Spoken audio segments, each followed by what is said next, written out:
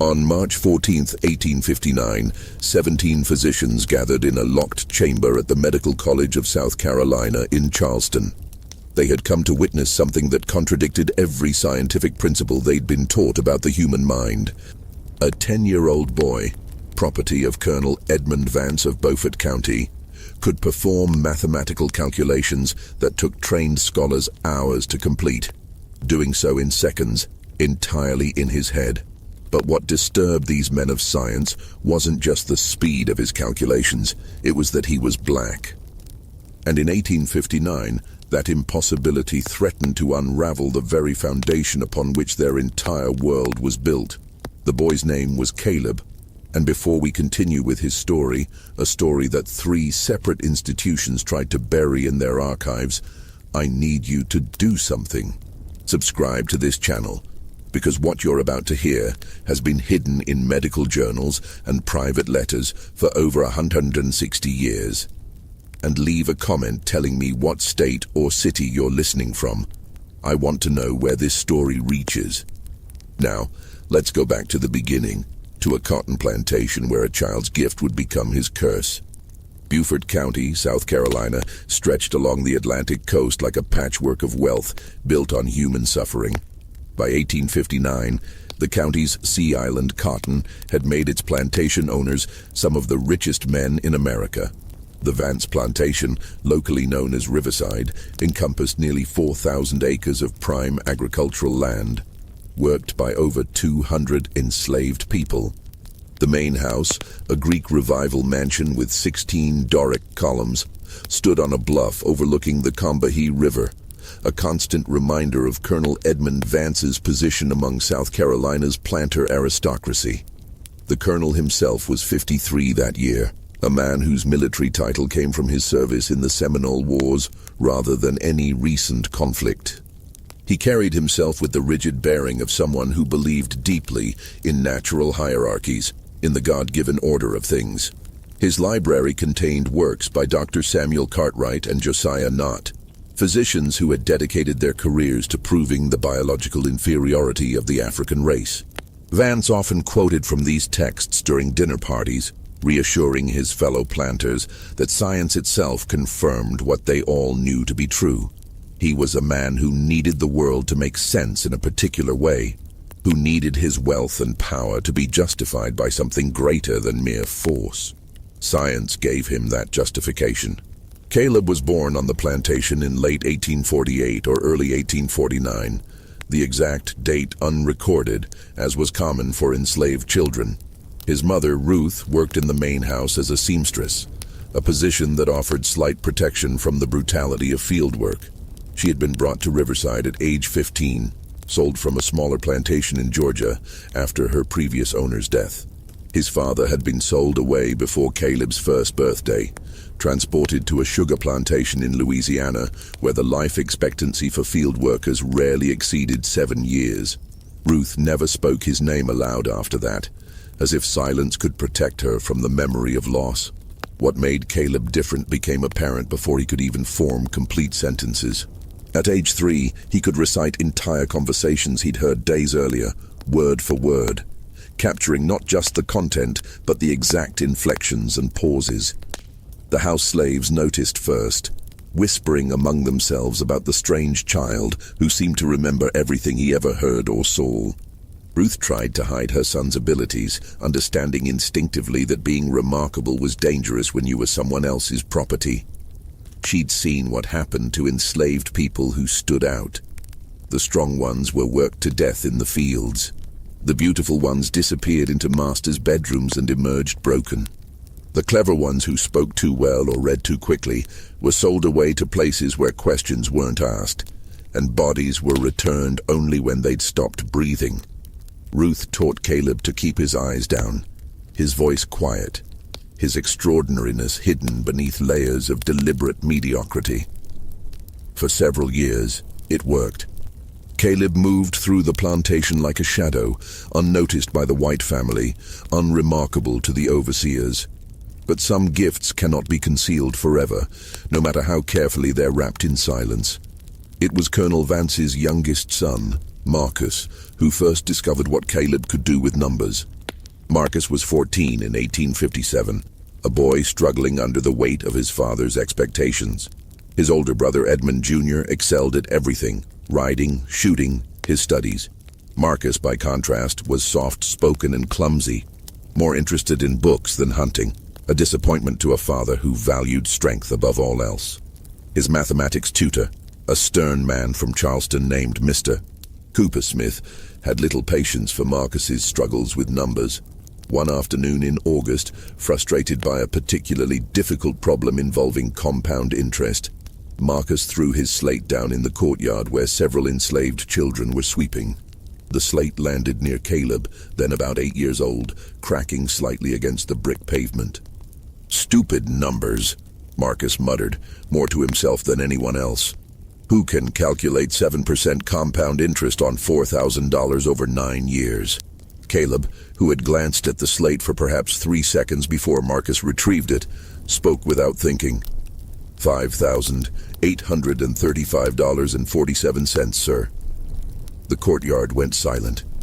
The other children stopped sweeping.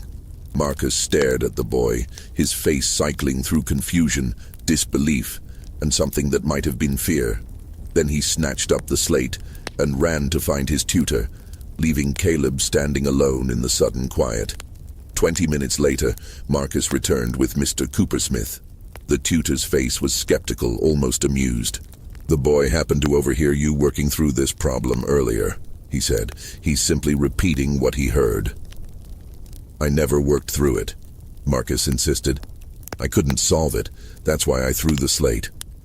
Mr. Coopersmith pulled a piece of chalk from his pocket and wrote a new problem on the courtyard wall.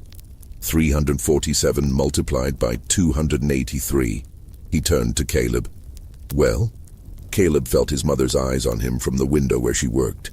He knew he should pretend ignorance, should claim he'd been lucky with the first answer. But something in him, pride, foolishness, or simply the inability to hide what came to him as naturally as breathing, made him answer, 98,201, sir." Mr. Coopersmith worked through the problem on paper. When he looked up, his face had gone pale. "Correct." He tested Caleb with 5 more problems, each more complex than the last. Each time, the boy provided the correct answer within seconds, his eyes distant, as if he were reading numbers written in the air that only he could see. That evening, Colonel Vance was summoned from his study. He stood in the courtyard as the afternoon light faded, his face unreadable, watching as his son's tutor tested this slave child with calculations that Vance himself couldn't solve without extensive work. The colonel said nothing for a long time after Mr. Coopersmith finished his demonstration. He simply looked at Caleb, and there was something in that gaze that made the boy want to run, to hide, to be anywhere but under the scrutiny of this man who owned not just his labor, but his very existence. "How do you do this?" Vance finally asked, his voice carefully neutral. Caleb struggled to explain, his words stumbling over themselves. "I see the numbers, sir. They arrange themselves. Like looking at a picture, but the picture is made of numbers that move and connect." Vance dismissed him with a wave.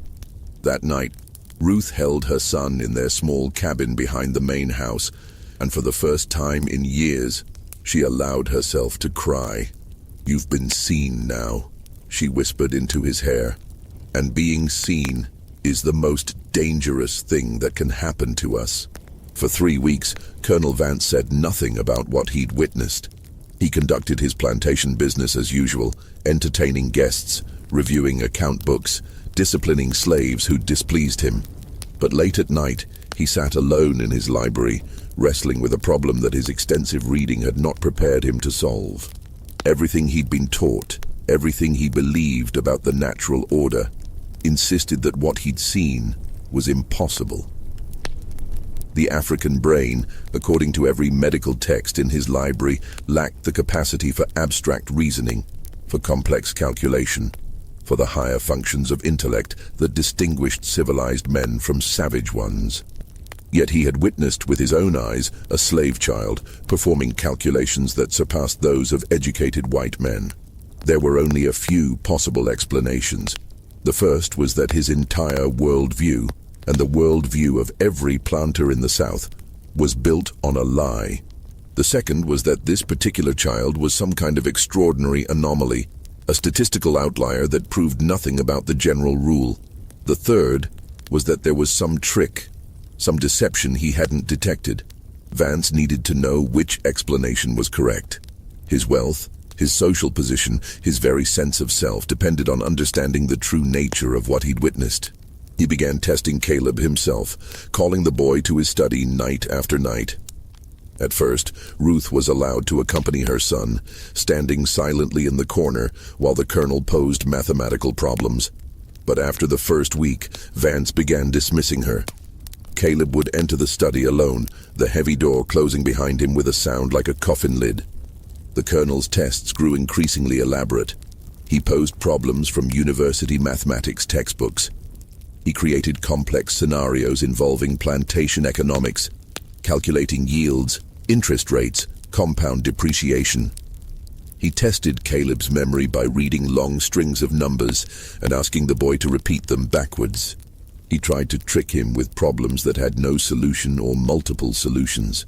Through it all, Caleb maintained his accuracy. His answers came with the same disturbing speed, his explanations remaining consistent. He saw the numbers as shapes, as colors, as patterns that arranged themselves into solutions. But what Vance began to notice, what perhaps disturbed him more than the calculations themselves, was that the boy showed no emotion. No pride in his correct answers, no fear of failure, no reaction whatsoever to Vance's mounting frustration.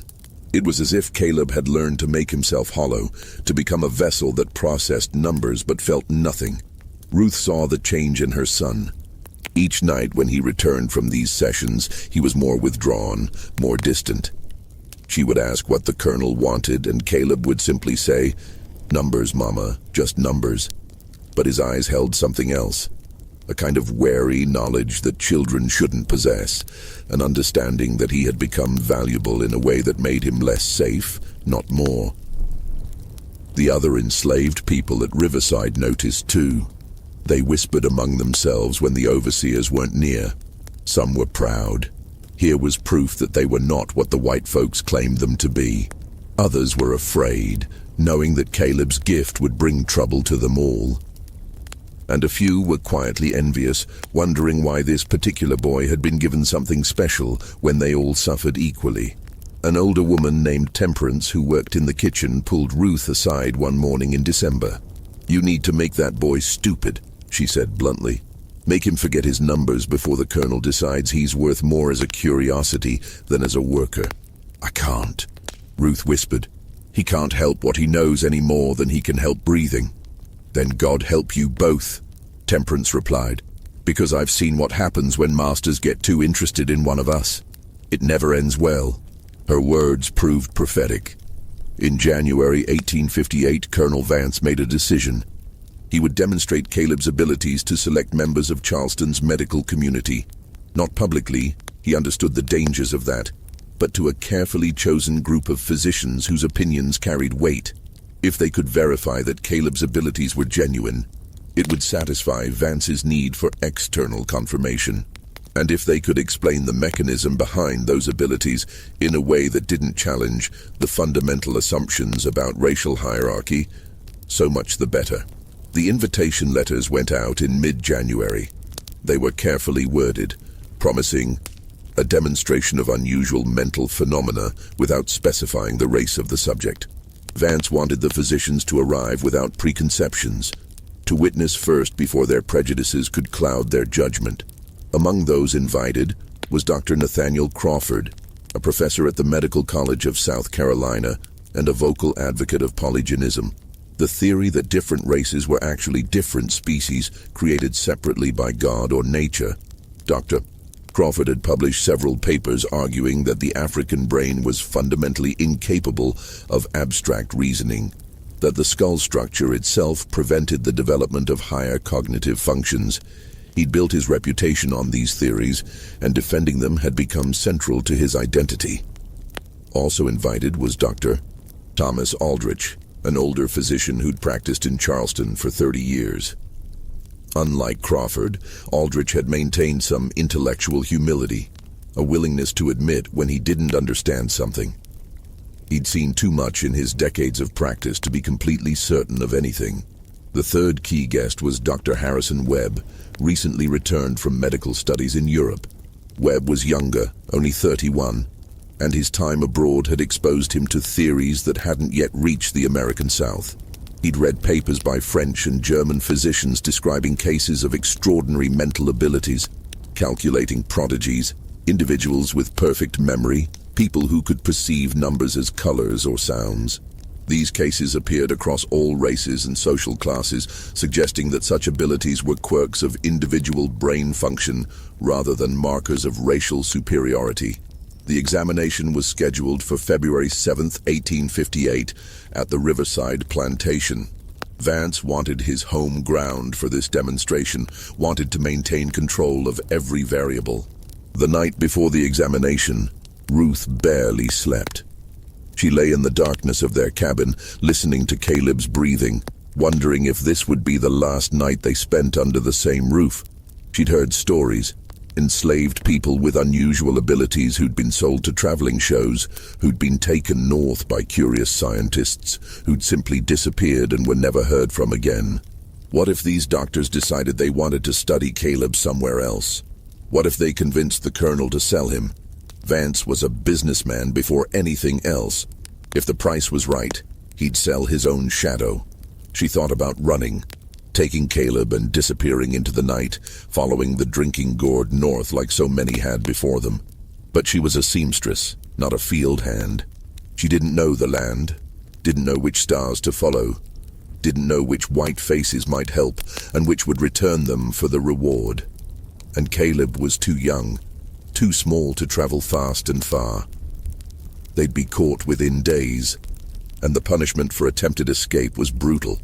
So she did the only thing she could do. She held her son and prayed to a God she wasn't sure was listening. The physicians arrived at Riverside in the early afternoon. 6 men in total, dressed in the formal black coats and high collars that marked them as professionals. Colonel Vance greeted them in his drawing room, offering brandy and cigars, making small talk about Charleston society, the weather, the political situation. He was establishing atmosphere, demonstrating his status as their social equal before revealing that the subject of their examination was his property. When he finally explained the purpose of their visit, that he owned a slave child with extraordinary calculating abilities, the reaction was mixed. Dr. Crawford's face showed immediate skepticism, bordering on disdain. Doctor. Aldrich leaned forward with interest. Dr. Webb remained neutral, waiting to observe before forming conclusions. The other 3 physicians exchanged glances that suggested they suspected they'd been brought to witness some kind of parlor trick. Caleb was brought to the drawing room by Marcus, who'd been instructed to fetch him from the cabin, where Ruth had been carefully grooming him for the past hour. The boy wore clean clothes that marked him as house property rather than field labor. A white cotton shirt, dark trousers that were slightly too large, no shoes. His hands were scrubbed clean, his hair cut short. He looked younger than his 9 years, small and thin, his eyes fixed on the floor. The 6 white men in the drawing room fell silent as he entered. There was something uncomfortable in that moment, an unspoken tension that Caleb could feel even without understanding its source. These men had agreed to examine a slave, but now that they saw him, a child, obviously nervous, obviously powerless, some of them felt a twinge of something that might have been shame. Dr. Crawford cleared his throat. "Well, Colonel, shall we proceed?" The examination began simply. Dr. Crawford posed basic arithmetic problems, testing whether Caleb could add and subtract large numbers. The boy answered correctly each time, his responses coming quickly but not suspiciously fast. Crawford's expression suggested he was mentally calculating the same problems, verifying each answer. So far, nothing impressive. Then Crawford moved to multiplication. 3 digits by 2 digits, then 3 by 3, then 4 by 3. Each time, Caleb provided the correct answer within seconds. The physicians began checking his answers against their own calculations, which took several minutes of work with pencil and paper. Every answer was accurate. Dr. Webb spoke up. How do you arrive at these answers? Can you explain your process? Caleb hesitated, glancing at Colonel Vance for permission to speak freely. Vance nodded almost imperceptibly. I see the numbers, sir, Caleb said quietly. They appear in my mind like pictures, but not pictures exactly. Each number has a shape and a color. Small numbers are bright, clear. Large numbers are darker, heavier. When you ask me to multiply, the numbers move toward each other, and when they meet, they make new shapes, new colors, and the answer is the color that appears strongest. The room went very quiet. Dr. Crawford's face had darkened. The boy is describing nonsense, he said flatly. Numbers don't have colors. This is either deliberate deception or evidence of mental deficiency masquerading as ability. Or, Dr. Webb countered carefully, it's evidence of a perceptual phenomenon we don't fully understand. I've read cases in European medical literature of individuals who experience numbers, sounds, or even concepts as having sensory properties like color or spatial position. The mechanism is unknown, but the phenomenon appears genuine. European literature, Dr. Crawford said dismissively. Continental physicians have grown too liberal in their thinking, too willing to entertain fanciful notions. We're here to determine if this boy's abilities are real, or if the colonel has been duped by some clever memorization trick. Then test me with something I couldn't have memorized, Caleb said. Every head in the room turned toward him. Enslaved children didn't speak unless spoken to, certainly didn't challenge white men, never showed anything resembling boldness. Colonel Vance's face went rigid with anger at the breach of protocol. But before he could respond, Dr. Aldrich spoke. The boy makes a fair point. If we want to eliminate the possibility of memorization, we need to pose problems he couldn't have anticipated. He pulled a pocket watch from his vest and studied it for a moment. It's currently 2:47 in the afternoon. How many seconds have passed since midnight? Caleb's eyes went distant for perhaps 5 seconds. 57,420 seconds, sir. Dr. Aldrich worked through the calculation on paper, a process that took him nearly 3 minutes. When he looked up, his expression had changed. Correct. The examination continued for another 2 hours. The physicians took turns posing increasingly complex problems. Division with large numbers, calculation of compound interest over multiple years, geometric problems requiring spatial reasoning. They even tested Caleb's memory by reading a string of 30 random digits and asking him to repeat them backwards. He did so without error. Through it all, Colonel Vance watched his property perform, his face showing nothing of what he was thinking.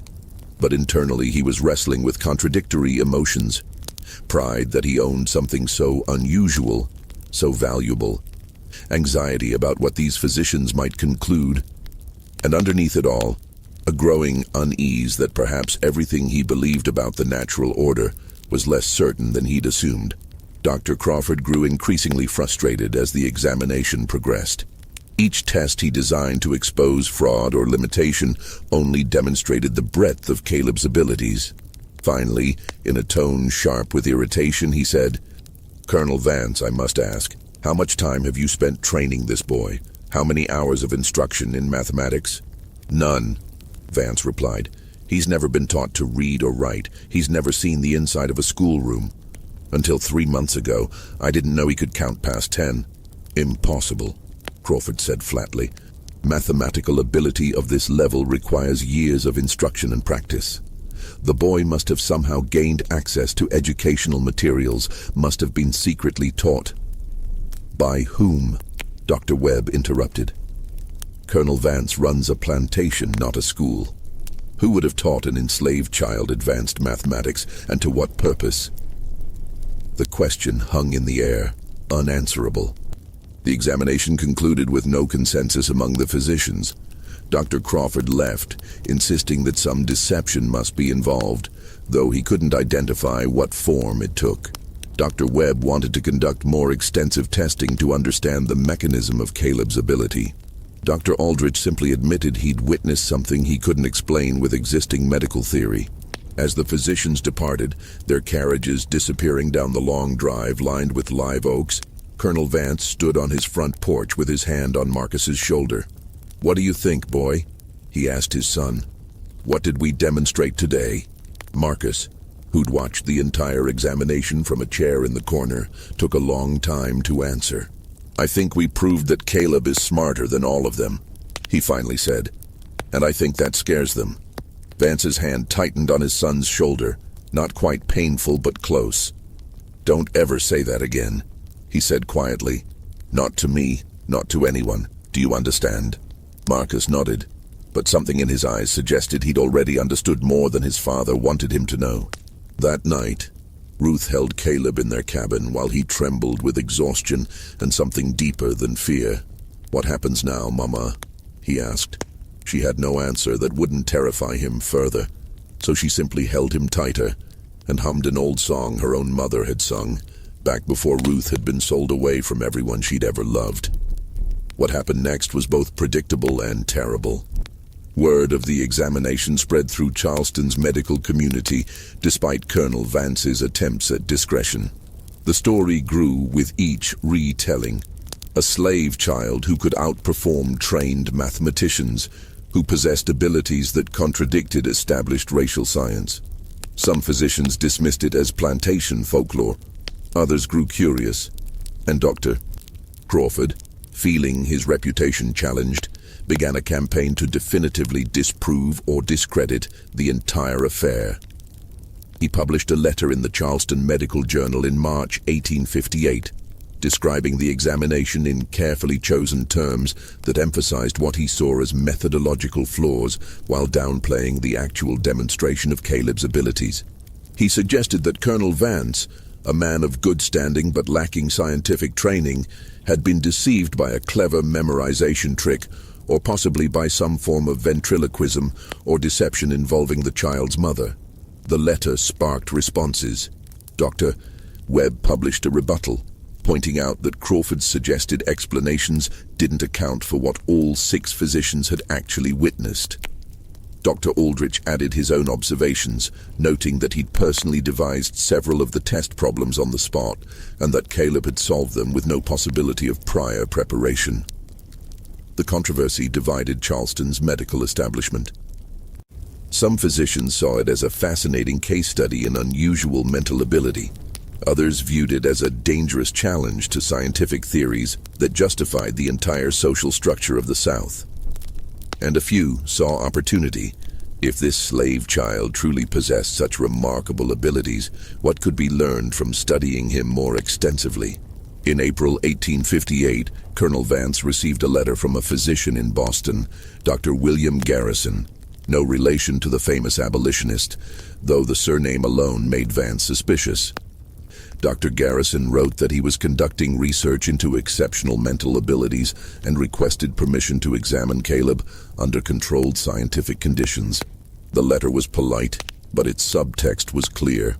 Northern science wanted to weigh in on a phenomenon that Southern science couldn't adequately explain. Vance burned the letter in his study fireplace and never replied. The last thing he needed was Northern interference, Northern scrutiny, Northern physicians using his property to make arguments about racial equality. The political situation was already tense. In Kansas, pro-slavery and anti-slavery settlers were engaging in open warfare. In Washington, the debates over slavery's expansion into new territories grew increasingly heated. South Carolina's fire-eaters were openly discussing secession. The last thing any of this needed was a slave child who could challenge the scientific justification for the institution itself. Vance made a decision. No more demonstrations. No more examinations. Caleb would remain at Riverside, his abilities acknowledged but not publicized, a curiosity kept private rather than displayed. For several months this approach seemed to work. The controversy in Charleston's medical journals gradually died down, replaced by other debates, other topics. Life at Riverside returned to its normal rhythms, but Caleb had been seen now, and being seen changed everything. The other enslaved people at Riverside treated him differently. some with a kind of awed distance, others with resentment that he'd been given something special while they had nothing. The overseers watched him more closely, suspicious of any slave who'd attracted the master's attention for reasons other than punishment. And Marcus, the colonel's youngest son, developed what could only be described as an obsession. Marcus had always been the disappointment, the soft son who preferred books to horses, who flinched from violence, who would never live up to his father's expectations. But he was still a Vance, still a white boy in a world that told him he was inherently superior to every black person he encountered. Caleb's abilities created an uncomfortable contradiction in Marcus's mind. How could someone who was supposed to be inferior perform calculations that Marcus himself couldn't comprehend? He began seeking out Caleb when no one else was watching. At first, he simply posed mathematical problems, testing the boundaries of what Caleb could do. But gradually, their interactions took on a darker quality. Marcus would pose impossible problems, hoping to finally find the limit of Caleb's ability, to prove that there was something the slave boy couldn't do. When Caleb continued to answer correctly, Marcus's frustration grew into something uglier. One afternoon in June 1858, Marcus found Caleb alone in the stable, doing some task his mother had assigned. "Calculate this," Marcus demanded, and rattled off a complex problem involving multiple operations. Caleb answered within seconds. Marcus's face flushed red. "You're cheating somehow," he said. "You have to be. My father's books say your kind can't think like this." Caleb knew better than to respond, but something in him, maybe exhaustion, maybe a spark of defiance, made him meet Marcus's eyes. "Then maybe the books are wrong, sir." Marcus slapped him hard enough that Caleb fell to the ground. The stable spun around him, his ear ringing. "Don't you ever," Marcus hissed, "ever suggest that I'm wrong, you understand? You're property. You exist because we allow you to exist. You think because my father finds your tricks amusing that makes you special? You're nothing. Remember that." He walked away, leaving Caleb on the stable floor, blood trickling from his nose. Caleb didn't tell his mother about the incident. What would be the point? Marcus was the master's son. Even if Ruth complained, which she couldn't do without risking far worse, nothing would happen except more attention, more scrutiny, more danger. But something shifted in Caleb that day. He began to understand that his gift wasn't just dangerous because it made him valuable. It was dangerous because it challenged the stories these white people told themselves about who they were and who he was supposed to be. His existence, his ability to do things they insisted he shouldn't be able to do, was a threat to their entire world. And threatened people were capable of anything. The summer of 1858 was brutal. The heat hung heavy over Beaufort County, thick and damp as a blanket. The cotton grew tall in the fields, requiring endless labor from enslaved workers who moved through the rows from dawn until dark. Caleb remained in the main house most days, spared from field work, but not from labor. He helped his mother with sewing, ran errands for the white family, cleaned and polished, and generally tried to be invisible. But Colonel Vance hadn't forgotten about him. If anything, the controversy in Charleston had made Vance more interested, more determined to understand the nature of what he owned. He continued calling Caleb to his study several nights a week, testing him with increasingly obscure problems. "You will explain your methods when asked. If you fail to answer, or if you answer incorrectly, we will note it. If you refuse to cooperate, this examination will end immediately. Do you understand?" "Yes, sir." "Then let us proceed." What followed was unlike any of the previous examinations Caleb had undergone. This wasn't a demonstration for curious guests or a private session with the colonel. This was an interrogation, systematic and thorough, designed to find the boundaries of his ability or the mechanisms of any deception. The physicians took turns posing problems, each man apparently trying to outdo the previous one in complexity or obscurity. They started with arithmetic, multiplication and division of increasingly large numbers. Caleb answered each problem correctly and quickly. They moved to fractions and decimals, testing whether he could work with partial numbers. He could. They posed word problems requiring multiple steps of calculation. He solved them. They gave him geometric problems, algebraic equations, questions involving ratios and proportions. Through it all, Caleb maintained his accuracy. His answers came with the same characteristic speed, and he tried to explain his process when asked.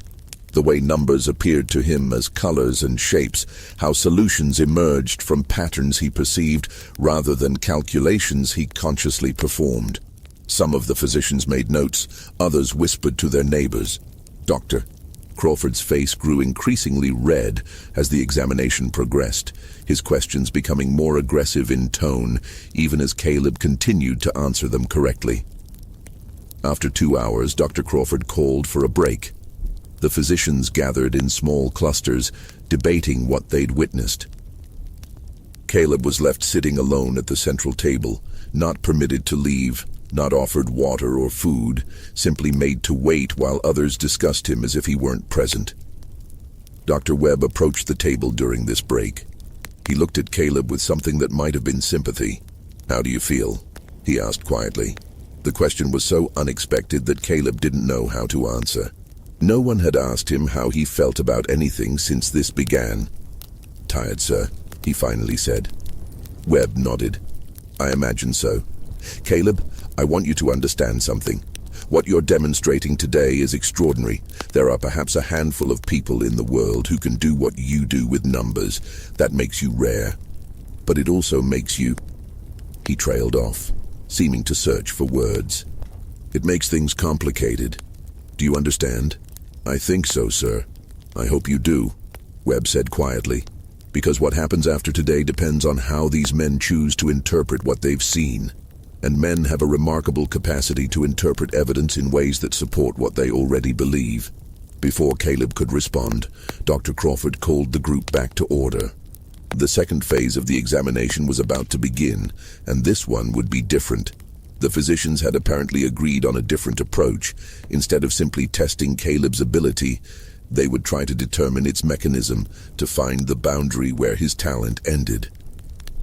Dr. Samuel Henderson, the mathematician from South Carolina College, took charge of this section.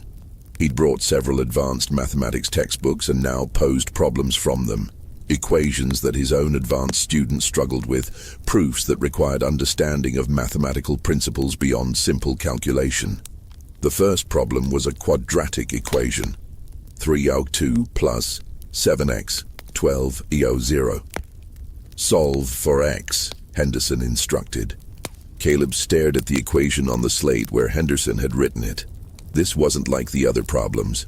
This required understanding abstract symbols, the relationship between variables, the very concept of solving for an unknown. He'd never been taught algebra. He'd never seen equations like this before.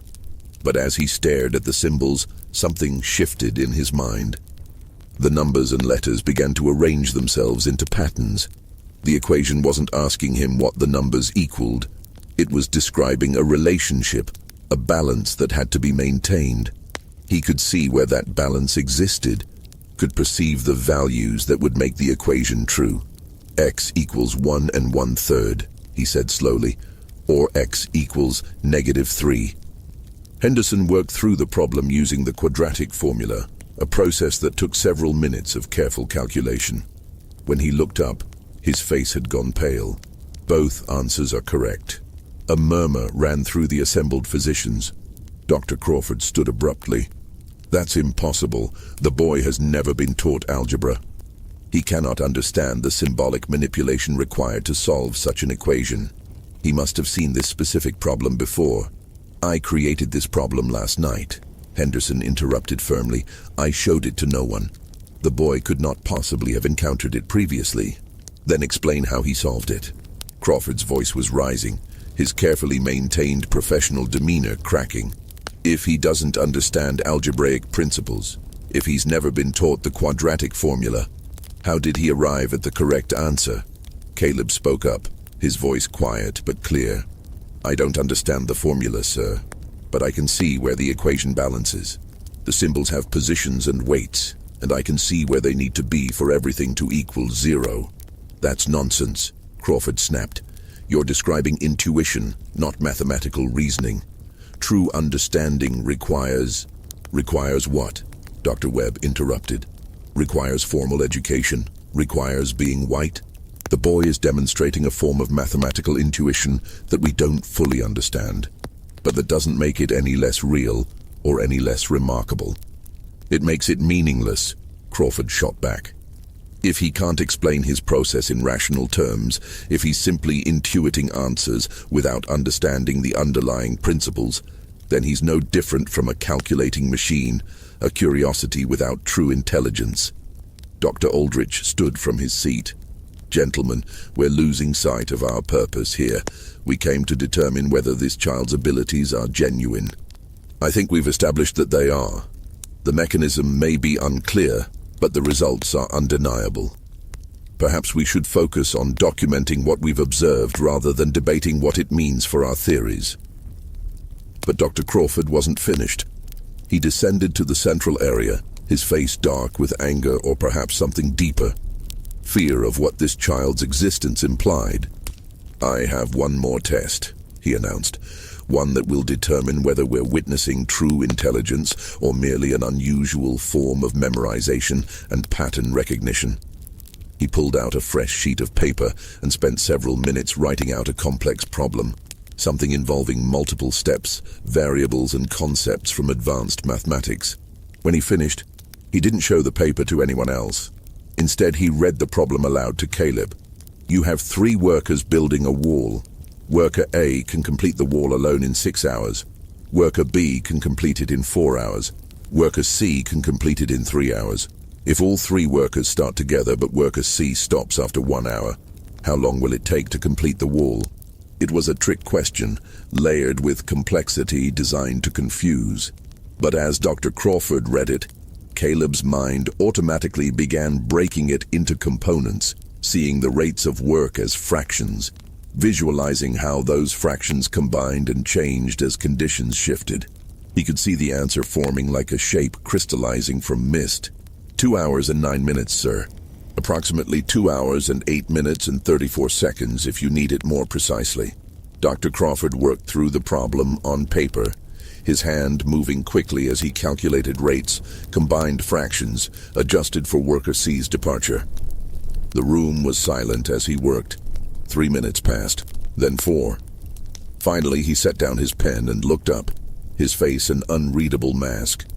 The answer is correct, he said flatly. Down to the second. The lecture hall erupted in conversation. Some physicians were arguing that this proved Caleb possessed genuine mathematical reasoning. Others insisted it proved nothing except unusual calculating ability. Doctor?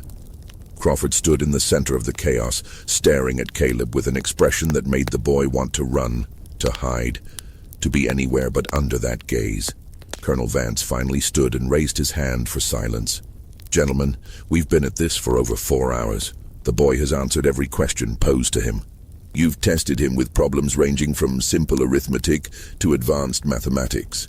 He has not failed once. I believe we've seen what we came to see. Dr. Crawford turned to Vance, his voice tight. What we've seen is an anomaly, an exception that proves nothing about general rules. This boy may possess an unusual faculty for calculation, but it doesn't challenge the fundamental principles of racial science. The African brain remains, in general and on average, inferior to the European brain in capacity for abstract reasoning, moral judgment, and higher intellectual functions. One exception, if that's what this is, changes nothing. Then why did you insist on this examination? Dr. Webb asked. If you were certain it would prove nothing, why gather 17 physicians and spend an entire afternoon testing a child? Crawford had no answer to that. Or rather, he had an answer he couldn't admit aloud. He'd needed to prove Caleb was a fraud, or a trick, or meaningless, because the alternative was too threatening to everything he'd built his career on. The examination concluded shortly after that. The physicians filed out in small groups, most of them still arguing with each other. Dr. Crawford left without speaking to anyone, his face dark with suppressed fury. Dr. Webb paused to speak briefly with Colonel Vance, though Caleb couldn't hear what was said. Dr. Aldrich looked at Caleb once more before departing, his expression troubled, as if he'd witnessed something that disturbed his understanding of the world. When the lecture hall was finally empty except for Vance, Marcus, and Caleb, the colonel stood silently for a long moment. Then he turned to his property and said, "You did well. Better than I expected." It wasn't praise exactly. It was acknowledgement, which was somehow worse. Because acknowledgement meant Vance recognized just how unusual Caleb was, which meant the danger was far from over. They returned to the Charleston Hotel that evening. Caleb was put back in the small room off the kitchen, told to wait while the colonel attended to business. He sat alone in the gathering darkness, exhausted beyond anything he'd felt before. It wasn't just the hours of examination, the mental strain of solving problem after problem. It was the weight of being looked at, studied, debated over as if he were a specimen under glass, rather than a child who was tired and scared and wanted his mother. Peter, the hotel worker who'd been assigned to watch him, brought food, bread and stew that Caleb barely touched. "Heard you impressed the doctors," Peter said. "Heard you did calculations nobody else could do." Caleb said nothing. "That good or bad for you, you think?" "I don't know," Caleb admitted. "I don't know what happens now." Peter nodded slowly. "Never do we? We just wait and hope it's not the worst thing." They waited in Charleston for 3 more days. Colonel Vance met with various people, physicians, colleagues from Beaufort County, business associates. Caleb wasn't included in these meetings. He was simply kept available in case further demonstrations were requested. But none came. Whatever had been accomplished or concluded by the examination, it seemed to be enough. On March 18th, they departed Charleston and returned to Riverside. Ruth was waiting when they arrived, her face tight with anxiety that only eased slightly when she saw her son alive and apparently unharmed. That night, alone in their cabin, she held him and asked what had happened. Caleb told her about the examination, about the questions and the arguments and the way the physicians had looked at him. "I think they were trying to decide if I'm real," he said. "If what I can do is real." "And what did they decide?" "I don't think they decided anything. I think some of them believe and some don't, and none of them know what it means." Ruth was silent for a long time. Then she asked the question that had been haunting her for weeks. "Baby, what do you think the colonel will do with you now?" Caleb didn't have an answer. The answer came sooner than either of them expected. In early May 1859, Colonel Vance summoned Caleb to his study one final time. But this meeting was different from the others. Vance didn't have mathematical problems prepared. He didn't have textbooks or papers. He simply gestured for Caleb to sit. Another unprecedented gesture, a slave child being invited to sit in the master's presence, and then spoke in a tone that was almost conversational. "The physicians haven't reached a consensus," Vance said. "Dr. Crawford has published yet another article insisting your abilities are either exaggerated or meaningless. Dr. Webb has defended you, but his voice carries less weight in Charleston these days. Northern sympathies are becoming politically dangerous to express. Dr. Aldrich has said nothing publicly, though I'm told he writes about you in his private journals." He paused, studying Caleb. "The controversy hasn't died down so much as it's been deliberately suppressed. South Carolina is preparing for secession. War is likely coming. The last thing anyone wants is internal division over questions of racial capacity when unity is essential for what's ahead." Caleb listened, not fully understanding all the political implications, but grasping the essential point. He'd become inconvenient. "So here's what's going to happen," Vance continued. "You're going to go work in the fields, not as punishment but as protection. If you're just another field hand among many, you stop being a topic of debate. You become invisible again. And invisibility is the safest thing any of us can be in dangerous times." "Will I see my mother?" Caleb asked. "She'll remain in the main house. You'll see her on Sundays, like the other field workers see their families. That's all I can offer you." It was a sentence wrapped in the language of protection. Caleb understood that, but he also understood that refusing wasn't an option. He nodded his acceptance. "One more thing," Vance said. "Don't use your abilities in the fields. Don't calculate crop yields or solve problems or do anything that draws attention. The overseers don't know about you, and I'd prefer to keep it that way. Just be ordinary. Can you do that?" "Yes, sir," Caleb said, though he wondered how you could stop being what you were, how you could hide a gift that lived inside your mind. The next morning, Caleb was given different clothes, rough homespun that marked field workers, and sent to join the cotton crews. His hands, soft from housework, began to crack and bleed within days. The sun beat down with merciless intensity. The work was endless, repetitive, brutally physical. And through it all, Caleb kept his head down, his mouth shut, his remarkable mind deliberately suppressed beneath layers of forced mediocrity. Ruth watched from the windows of the main house, unable to protect her son, unable to do anything but witness his descent into the kind of labor she'd hoped he'd never have to endure. She continued her seamstress work, her hands moving automatically while her mind stayed with the boy picking cotton under the brutal South Carolina sun. The summer of 1859 passed. The cotton harvest was exceptional that year. Vance's records would later show it as one of his most profitable seasons. The autumn came, and with it, increasingly heated political debates. John Brown's raid on Harper's Ferry in October sent shockwaves through the South. South Carolina's newspapers filled with talk of abolition terrorism, northern aggression, the necessity of defending Southern institutions by any means necessary. Through all of this, Caleb worked the fields at Riverside. His hands hardened. His body grew stronger from the labor, and the gift that had once made him special, that had drawn the attention of Charleston's most distinguished physicians, lay dormant beneath the surface of his life like a secret too dangerous to speak aloud. But he still saw the numbers. At night, lying exhausted in the field quarters, he would close his eyes and watch calculations unfold in his mind like flowers blooming in fast motion.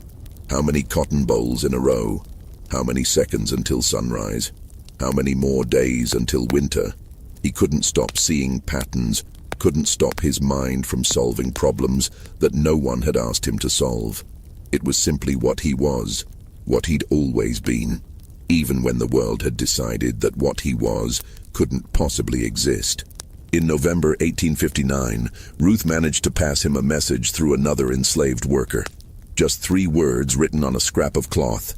Stay alive. Hope. It was all she could offer. It was everything. The year 1860 brought no relief from tension. Abraham Lincoln's election in November triggered exactly the crisis everyone had anticipated. South Carolina seceded in December, and 6 other southern states followed by February. The Confederacy formed. War became inevitable rather than merely probable.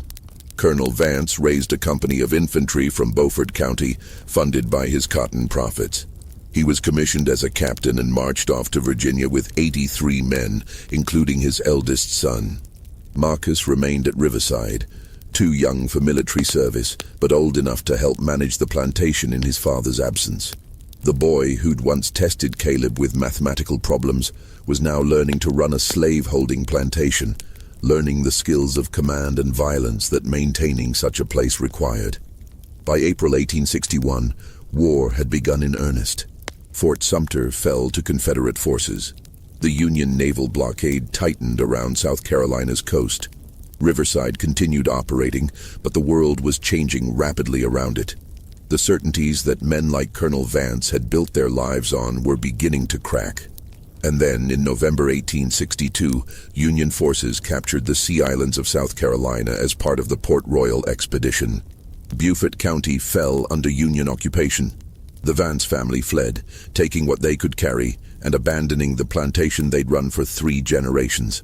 For Caleb, aged 13, and Ruth, the collapse came suddenly. One day, they were enslaved, owned, their entire existence defined by the will of others. The next day, those others were gone, and the world had no clear instructions for what came next. Freedom, when it arrived, was chaos. The Port Royal experiment, the Union's attempt to help formerly enslaved people transition to independent lives, brought teachers, missionaries, and government officials to the Sea Islands. They conducted censuses, established schools, tried to create systems for people who'd never been allowed to own property, make decisions, or control their own labor. A teacher named Elizabeth Bottoom arrived at one of the settlements near what had been Riverside Plantation in January 1863. She was a stern woman from the north, determined to help, but limited in her understanding of what these newly freed people needed. She recorded in her journal meeting with dozens of freed slaves, assessing their abilities, identifying children who might benefit from education. One entry, dated February 14, 1863, reads, "Today I met with a group of field workers who'd been employed at the Vance property. Among them was a youth, perhaps 13 or 14 years old, whose mother described him as having unusual facility with numbers. When I tested him, he demonstrated calculating abilities beyond anything I'd witnessed before, solving complex arithmetic mentally with remarkable speed. I inquired about his background and learned he'd been examined by physicians in Charleston several years prior, though the circumstances remained unclear. I attempted to have him admitted to the school we're establishing for freedmen, but when I returned the following day to make arrangements, both he and his mother had departed. Other freed people in the settlement told me the boy seemed frightened of attention, as if he'd learned that being remarkable led to trouble. I was unable to locate them again despite searching for several weeks. The trail goes cold there. Ruth and Caleb had vanished into the vast diaspora of freed people trying to build lives from the ruins of slavery. Whether they stayed in South Carolina or traveled north, whether they found safety or continued running, whether Caleb ever found circumstances where his remarkable gift could be used openly rather than hidden as a dangerous secret, none of these questions have certain answers. A brief mention in the Charleston Mercury in June 1867 describes a colored youth performing calculations for coins near the Market Street docks. The item notes that the young man claimed to have once been examined by physicians, but such claims are dismissed as common fabrications among the destitute seeking sympathy. Whether this was Caleb or someone else pretending to his story, we can't know. Dr. Harrison Webb survived the war and returned to Charleston to resume his medical practice. In his later years, he never published anything more about Caleb or the controversial examination of 1859. When asked about it by a younger colleague in 1875, Webb reportedly said, "We witnessed something that didn't fit our understanding of the world. Rather than change our understanding, we simply stopped looking. That failure has haunted me more than any patient I lost to disease." Dr. Crawford continued teaching until his death in 1871, never wavering in his conviction that racial hierarchy was scientifically proven. His papers and theories would later be recognized as pseudoscience designed to justify injustice, but during his lifetime they were considered respectable scholarship. He went to his grave believing he'd been correct about everything, except perhaps the question of whether Caleb's abilities had been genuine. Even there, he apparently maintained some doubt, suggesting in his final publication that extraordinary claims require extraordinary evidence, and in cases where such evidence challenges fundamental principles, skepticism remains the proper scientific posture. Dr. Aldrich lived until 1879. His private journals, not discovered until the 1930s when they were donated to the South Carolina Historical Society, contain multiple entries about Caleb and the examination.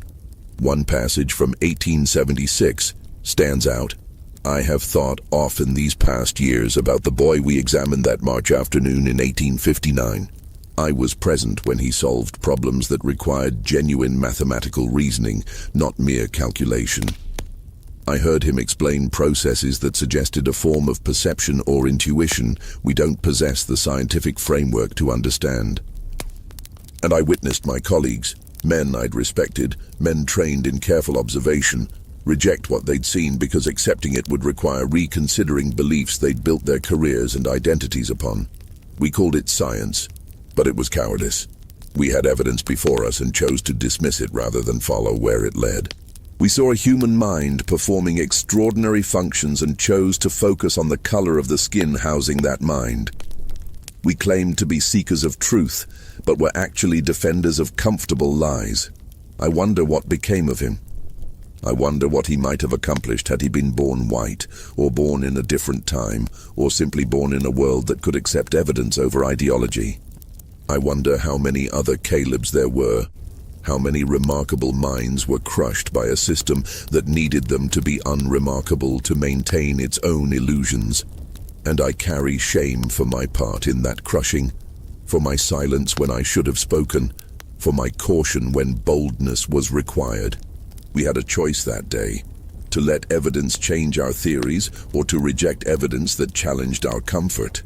We chose wrong, and I will answer for that choice when I stand before whatever judgment awaits us all.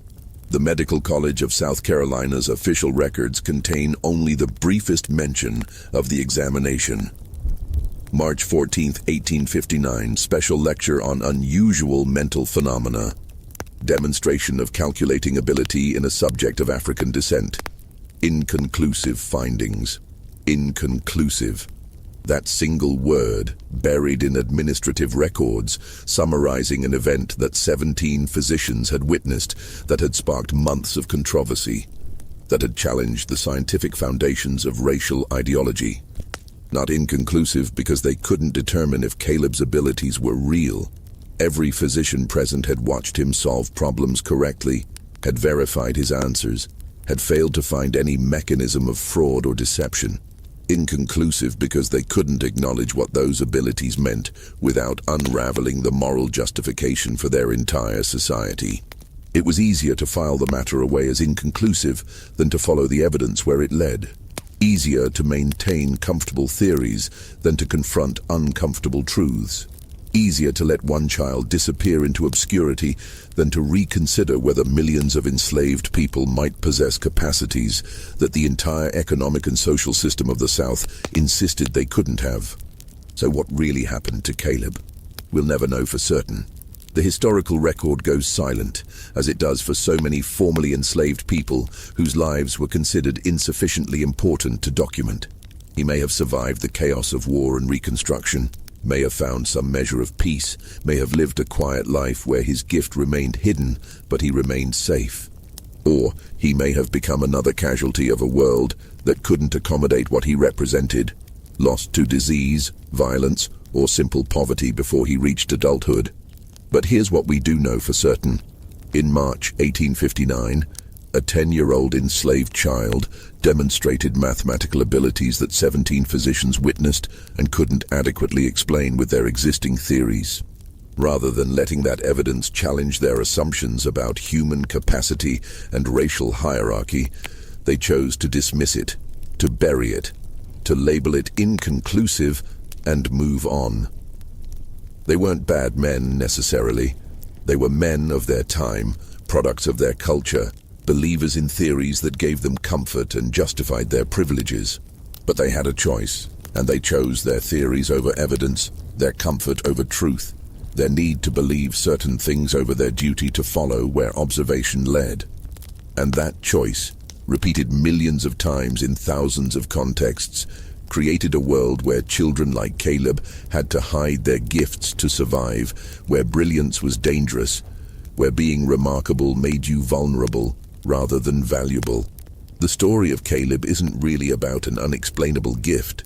It's about how institutions, armed with the authority of science, will reject any evidence that threatens their power. It's about how entire systems of thought can be built on foundations of prejudice rather than genuine inquiry. It's about how many Calebs there might have been throughout history, remarkable minds crushed or hidden because the world couldn't accommodate what they represented.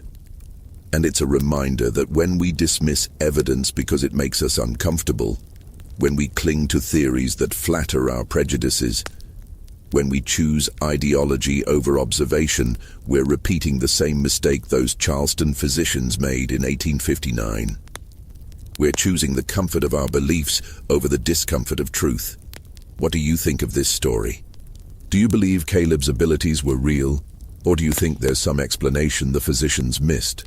More importantly, do you think we've learned anything from failures like this? Or are we still dismissing evidence that challenges our comfortable assumptions? Leave your thoughts in the comments below. And if this story made you think, if it troubled you or moved you or made you angry, then share it with someone else who needs to hear it. Subscribe to this channel for more stories from history that were deliberately forgotten or buried because they were too inconvenient to remember. Hit that notification bell so you don't miss the next one. Because the most dangerous thing we can do is forget that this happened, that human beings with extraordinary potential were treated as property, that science was corrupted to justify injustice, that uncomfortable truths were labeled inconclusive and filed away. We can't change the past, but we can refuse to repeat its mistakes. Thank you for listening to this story.